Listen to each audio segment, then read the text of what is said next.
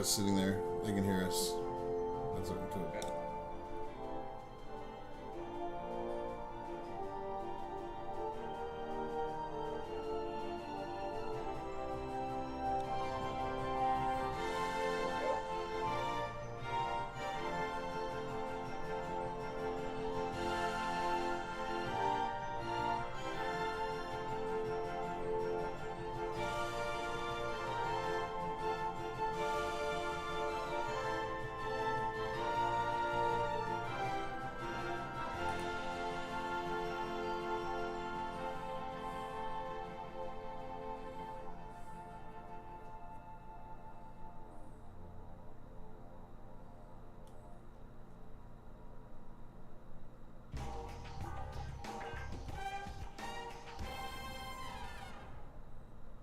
Microsoft's laying off 3,200 people.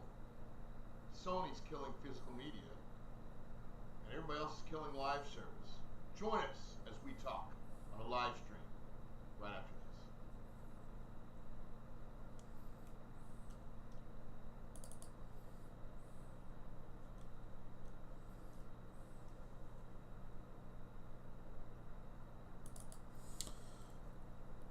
this. Ready? And when I say live stream right after this, I mean right after this. Yeah. How we doing, Dunk? So I think we need to be fair and let people take their bio, Yeah, I'm looking to see if it's. I guess we're on such a delay. I don't see it on the live stream. There we are. So it'll be a little behind us. So I'm gonna turn the volume off here so we don't double up and hear this. Hey, what's up, Pensacola Oboist? Hey, Mazzaro. So if you want to ask questions, you want to participate in what's going on here, drop them in the little chat window over there. It's a pretty serious show today. I mean, we're gonna talk a little bit about the 3 topics I just hit on the hot topics button there at the end of the tag of the video, because that's kind of why we're doing what we're doing. I mean, we're literally going through a really turbulent time in the industry right now. What's up, Apple Crow? God, good to see you. And we ran into Apple Crow at the beer night. Remember? Yeah. So Doug is pretty quiet. Who's Doug? Must be quiet though, Doug. Shush up. Go ahead, Keith. But you're right. I mean, there's a transformation going on. It's very similar to what we saw happening with, the steel industry, the auto industry, and a lot of other industries. And it's not just games. It's like all of big tech Oh, Dunk, they're saying your audio's too low. Oh, is it? Yeah, it's not important to hear him anyway. You gotta get to the Wingman's level of audio. It says check your mic. I can hear you, but I'm also hearing you from the Discord, so I'm not sure. I'm not listening to the show, so if they're telling you it's quiet, probably need to. Hey, say something. I can check you over here, Keith. Say something. Hello. Yeah, I'm gonna up your mic. I'll ducks, 3 squawking geese. Say it again. 1 hen, 2 ducks, 3 squawking geese, 4 limerick oysters, 5 corpulent porpoises. All right, you're 6 up. pairs of Don Lamore's. All right, that's probably the first time that's ever been said on a live stream ever. Oh no, that was an old broadcast test thing. Oh, was it? Okay. Yeah, there's a lot more to it. 10 lyrical, spherical, diabolical denizens of the deep, which queue around the corner of the key all at the same time. Yeah, it says it's a little better. So, I think, he can project a little bit. I've upped his levels as far as I can go in the OBS setting over there. So, let's hit our topics though. So you'll see here that Xbox is laying off 3,200 people, and it's dropping 4 studios, and they're calling it a reset of the industry right now, or of their Xbox. But Microsoft kind of is a tough one to me because these are good friends that we know in the industry. I have a lot of friends that are affected by this. In fact, One of our old colleagues on Descent, Tyler Pixley, was in the Frankfurt office, I believe, and he just got hit by that. Yeah, we just found out today about it. And he's probably one of the best devs I've ever worked with. So it's kind of like, it's just indiscriminate, and it's a tough one because Microsoft made $150 billion in profit last year. So they certainly did not need to lay people off, but at the same time, they're doing an Xbox reset. And if you're a hardware vendor and your job is making the hardware, we as developers need somewhere to put that hardware, put our games to be seen. So they're going to get most of these games anyway. And the cost of development has skyrocketed. Yeah, well, those things are kind of tied, too. Yeah. I mean, if you go back, to the 90s, like games were being used to sell hardware. In fact, I think you guys on one of the Wing Commanders or whatever were one of the early games that was used to pitch a graphics card. We did graphics cards, and we also did speech cards. Back then, computers didn't have audio cards. Like they would sell, Creative Labs would sell these inserts, and that's how you got audio. Oh man, I literally cried the first time I heard Dune 2 with a Sound Blaster card instead of just the PC speaker boop boop boop kind of sounds. It was night and day. It was unbelievable difference. So Mazzaro asks a question, says, what is the strategy? Because it does seem it's a little bit like, let's just screw all the developers over and keep all the money ourselves. But there is a strategy here. Should we address that, Keith? Should we talk a little bit about it? Well, yeah, I think there's a few different strategies. Sure. And it depends on which level of the business you're talking about. Ultimately, the upper levels of any big business are about pleasing the big shareholders. And so that's about make stock price go up in the short term, whatever that takes. But for the Xbox division, the gaming division of Microsoft, well, we were just talking about selling hardware. The old model was get people to buy Xboxes, use exclusive titles that only are on the Xbox. And between hardware costs going through the roof and more games being available cross-platform, that market has changed. It has, and Star Citizen's over $1 billion. GTA 6 is $1 billion. To make a AAA game, it used to be. I remember we made Starlancer, which at the time was a AAA game, for $7 million. We made Conquest Frontier Wars, another AAA game I worked on. It was $5 million. And when you're a publisher or you're a money person and you're making these risks, you can see that, okay, how many units do I have to sell to break even? And the number was much lower than it is now. $100 million you've got to sell, with physical media particularly, that adds $10 to the cost of goods. So you're only getting, say, $30 a unit. So to get 100 million, you need what? 300,000 or 3 million units? 4 million units? At least. Yeah, and that's a hit. Plus the, That's not even including all those things. Yeah, so this is why it's why we're going through it. It's why it's not our choice, but it's why we're going in. Yes. Apple Crow, it's exactly where we're headed here, Apple Crow. So what that means is all of us who've grown up making games and pushing boundaries for, the uncanny valley and, making things super high res, those are not necessary. And, we tend to forget the lessons that we've learned. And I was talking to Dunk about this earlier, I remember Command & Conquer came out as a SVGA game in a HD world, and they were only 640, but the gameplay was so flippin' good that it sold. And that's what's going on now. You've got Terraria, all these games are coming out that are fun, and the fidelity quality's fine. It may not be AAA level, but it's damn fun to play. Well, even we were talking that, even Fortnite, which in many ways is a AAA title. It isn't, though. The money that's been spent on it, it's stylized, it's cartoony, it's not hyper realistic, and yet it's still making massive amounts of money. Well, but that's the point, right? You can be, as long as the gameplay is fun and engaging. And by the way, what's happened also in our industry is we've gone away from what most of the users seem to want, which is single player narrative experiences. Mm-hmm. You know what I mean? Those are what everybody wants, that because, you know, not everybody wants to sit down and, you know, as you age, particularly, I used to play first person shooters a lot when I was younger. I can't compete with these, you know, the finger speeds with these people now. But you gotta become a helldiver, man. Well, you do. Yeah, you do.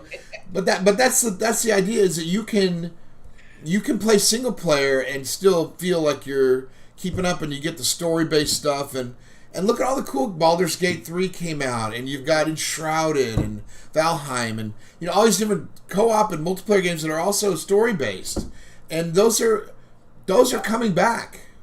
Oh yeah. Oh, people absolutely want those. But again, we were talking about this before. The people at the top of the big publicly traded companies want short-term stock price gains, and right. Well, you know, consistent revenue. And single-player games have a very up and down revenue. Well, they have a longer. It's longer. Curve. Yeah. But I mean, they tend to come out. They sell a bunch of units, and then the amount they sell sort of drops off over time. Yeah, but that's any game. The next game, and whereas live service, you know, was seen as a way to smooth that out. But then the market got flooded. Yeah, season passes and things of that nature. You're right. Yeah. But even you're right. But then everybody made it. But like right now, survival games are hot, where you're playing with up to 3 or 4 people against one protagonist or antagonist, and you're trying to survive it. Or Sims are really big, where you're playing a dinosaur or something else, and you're just kind of wandering around. In Indiana Jones and the Shuffleboard of Doom, Mazzaro's killing it. Apple Crow was saying we need a boomer shooter where the slower your reflexes, the higher your score. Oh, that's funny. The more you're shot, maybe that'd be kind of fun to play the person running, trying to avoid the shots, like Matrix style. I mean, maybe that's the style. I love the Shuffleboard of Doom too. Yeah, me too. So anyway, the games industry is changing. There's engines out there, man. I don't think the industry's dying. I think it's a reset, and I think we're gonna all have to upskill ourselves in different ways of doing things. We'll need to embrace some tools that help us prototype quickly, because used to be you could just give them a pitch doc and they would make their decisions. Now you need to have an entire experience to show them why it's fun. Yeah, and the rapid prototyping tech is changing too. I mean, we just found out like a week or so ago that Unreal 6 is basically killing Blueprint, which was the rapid prototype method. I mean, they're not taking it out, but they're not going to support it after Unreal 6. Oh, they'll eventually take it out. You know that's what's going to happen. Yeah, eventually. But I mean, they want everybody using Verse now, which is a text scripting for Fortnite. Also for their LLMs, right? For the large language models, LLMs. Yeah. Oh, good. Where's Buzzword when you need him? Yeah, keep him out of the live stream. But yeah, the tools are changing. And to give an example, I mean, I mentioned when I was being super quiet earlier, the steel industry, the auto industry, you know, a lot of factory jobs across the board that went away. I have a cousin who he and his wife started a company that did super high-tech welding that nobody else could do. And they've done fine. They upskilled. They've passed it on to their kids. They've expanded. You know, all that you have to kind of upskill. stuff. But because they upskilled and were offering welding that couldn't be outsourced to cheaper places, it had to be done by super welding experts with the best equipment, and often had to be done in the U.S. for national security reasons. You know, and that's going to be, it's like, sure, you can upskill. It's just, it's very disruptive, and there's going to be a lot of people hurt by this, and there'll be massive turnover, and that's the hugely unfortunate part. But I think we'll get through this, because gamers ultimately are in this because we want to make games. It'll just be different games. And that's fine. We'll follow the audience, and we will put our stuff out there, and hopefully they like it. I mean, it's the same thing as this show. Who knows if this is going to work? People are out there have to tell people about it because, we need an audience. We need people participating. And while we're doing a soft launch right now with smaller projects, we've got some bigger ones coming. But, we need you guys to help. So let's get to topic 2. Sony PlayStation, and quietly Microsoft too, is killing physical media. What WTF? Yeah, which is especially interesting because Sony developed Blu-ray. So they did. That's right.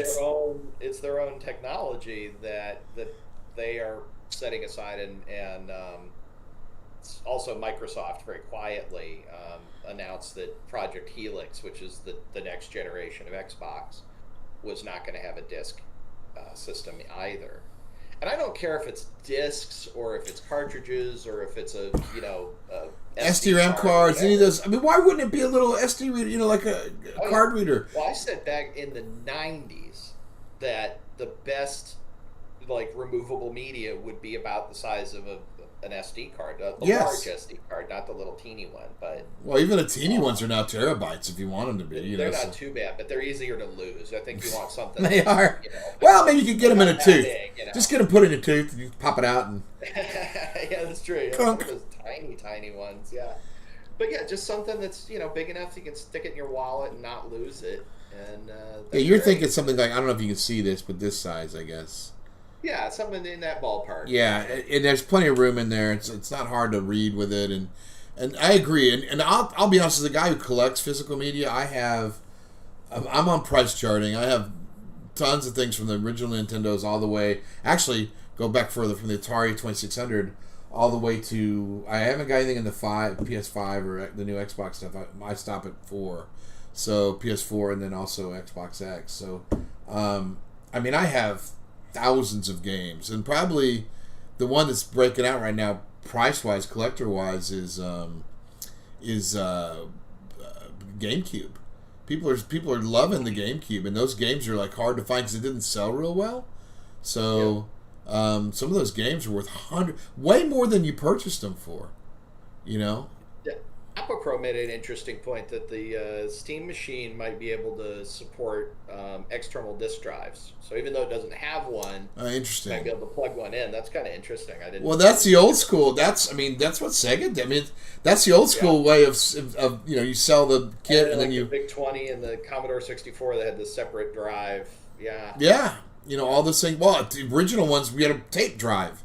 So that was a separate piece. Right. Exactly. So physical media, I don't think the fight for this is over. Mm-hmm. I think it's such a popular, I mean, I don't want to be 20 years from now if I'm still around, and I want to go back and play a game from today, and I have to go find it either a remaster or something else. I mean, I'd like to be able to plug in something and experience my childhood or whatever that happened years ago. So, and that's what physical media allows you to do. And hopefully it's going to continue. And I think that they'll reconsider. And there's no reason they can't, like you just said, release a disc. It doesn't have to be a disc, by the way. I'd rather have it actually on a small SD-RAM or something of that nature. Yeah. Well, doesn't the Switch have a yeah, that's exactly how that's right. Switch 2 is, and it's not a big one. It's a little teeny one, as I recall. They're always ahead of the game. Nintendo's always ahead. So, but I don't think that's over. And that brings us to our final topic of the day, and this is a big one. We're supporting the Stop Killing Games movement, which is, it's kind of, they lost in court in Europe. I'm sure you saw that, right, Keith? That they lost the. We covered it on the news show 2 weeks ago. Okay, they did, but that doesn't mean the fight's over. I mean, there's a lot of people considering it. Now, you've got corporate money out there trying to stop people from doing it. I mean, GOG is literally there for this reason, for the most part. I mean, no DRM in the GOG products, so you can always play your games. without having to. Once you own them, you own them, and that's that's a biggie. Apple Crow. I would say that's kind of what we're seeing now, on an actually much bigger scale than the ET crash of the '80s, the Atari. What we're seeing is, instead of one big company dropping a stinker, we're seeing a bunch of big companies. Or Turok crashed Midway, I think, and you're right. This is but they're all jumping on the AI bandwagon before it's really proven to be a thing. Well, and before that, on live service. I mean, there were a ton more live service, big, expensive live service titles than the market could sustain. And some of them were pushed out before they were solid. Well, it's okay. So we were making Descent Underground, and even though we ended up in a lawsuit, which we won, and we ended up having to sell the IP as part of this to get out for everybody just to break off. The point is, we had a plan once we couldn't afford the servers anymore to release a server. We always had a server client. So whenever we go to shows, we would run our own private network, a server client. And so we had that ready to go for end users so that people could play these games forever. We actually had that before we had the internet. That's true. Server. Well, I mean, think about that. There's a lot of games like Battlefield 1942 allowed users to run clients and servers. Tribes too, one of my favorite.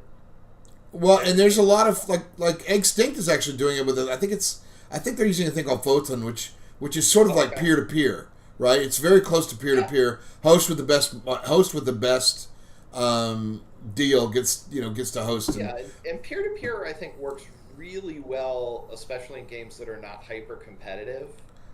I think you're going to struggle with some of the like Twitch shooters.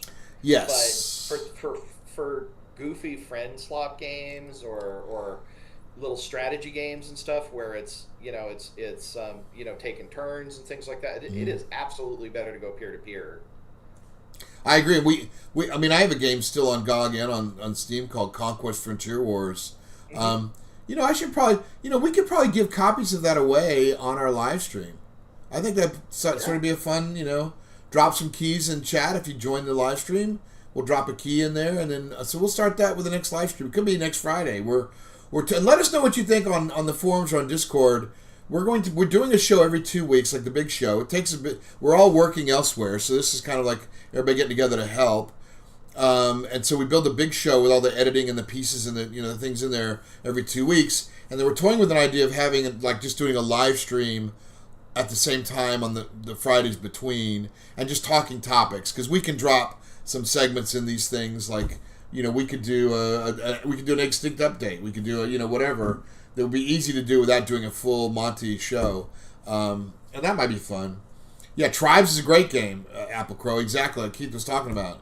So so I think that's not a bad idea, but we need to hear from you in the Discord channel for now, because keep trying our forums. We got a guy on it. Top people are on it, but they're not done yet. I mean that's it. We're starting a brand new company here with all of us and all of you. And the guy that is running our website for us, he's building kind of a WordPress killer, and as part of him doing the work for us, we just have to live with the warts as we go, and that's fine. It's just kind of the way it is. I mean, at some point maybe we'll get him on the show. He's kind of a little shy, but he's camera shy. A project that could benefit a lot of people. Oh yeah, well, we will have him on the show. I mean, we've got that. So we're kind of following along with that development, of this website tech, as well as following along with games. I agree, and that brings me to the next show, which we will be showing. We'll be interviewing Ilphonic and Halloween. That's going to be. We're going to start getting some of the bigger games. We've had a lot of people have reached out to us and said we'd like to be on your show, and that's kind of nice to see. So we've got Ilphonic coming up with Halloween, and then I don't want to give too much away. We're still in talks with. There's a ton of people that need our assistance, that need your assistance. The need to spread the word to where if they go to early access or if they go to Kickstarter or if they want to release their game, we're going to only put stuff up we like, and eventually we want to have a board of people in our community that make recommendations and they go through it and say yes, yes, yes, no, no, no. And, that way the quality maintains the same. I mean, the whole point is we want to build a strong community for a voice together. And that only works if you're helping and we're all involved, and we'll put new stuff up. And it's a great way of finding new products and new things to do. Yeah, story time. Oh, yeah, that's true. Pensacola, we had a Fitzsmithy, and we're going to have something else coming up. Top men. Top men. Right. Or women, Well, we do. If you want to be on the show, you can send us a video in with questions. You can do it that way. But if you want to be more active and you'd like to contribute, you've got an idea for a segment, or you've got an idea for, you're somewhere in the world, you want to talk about what's hot in Micronesia, or, in India, or England, or, Canada, or whatever, let us know. Well, this is a show about all of us. And so, what's our one rule, though, Keith? Oh, that's you and Rob's rule. It's a rule. It's don't suck. But here's the deal. That doesn't apply to us. So here's the soft interpretation of that. Do your best, and we'll give you feedback. And that's true. Well, rising tide lifts all boats. And if you don't get there, well, you tried. Yeah. And we still might put your question on, even if the video is. Oh, hell yeah, we will. Or whatever. Hell yeah, you got to have a sense of humor about it, because if we suck or we say something that's stupid, you guys have full come at us with both barrels. That's exactly why we're doing this. We're not sensitive about this in any way. So we just want to talk about what's going on in the industry, and because if we don't all talk about it, it can't get better, And we want to be part of this with you, and we want to know what you want. What do you think? It's not just about us. It's about everybody. It's about what, Keith? And all of us. So I threw it to you, and you. What are okay, we're gonna try that again. It's about what, Keith? All of us. Yay! But yeah, kids, send in your questions and stuff. But also, send in. It doesn't have to be a set segment too. Like if you're going to Comic-Con or something, you want to show off cool indie projects that are at those conventions, or Gen Con or Gamescom or whatever. We can't afford to fly over the place, but if you're going and you take a camera with you and you show us some cool stuff, and talk to us about it, and maybe we can work together and edit something together and put it on the show. So all true. It's about all of us. It really is, and that includes the first year we did Wingman's Hangar, it was about the community. This is how we're starting here. So it is literally about community. So please tell everybody if you think there's somebody be interested in what we're doing. Let them know. Let them know we're on every Friday at noon, either a live stream or we're doing a big show. And hopefully they like what we're doing. And be critical. Let us know what we can do better. So we will see you guys. We'll see you all in the All of Us verse. Steal a line from my old show. Bye.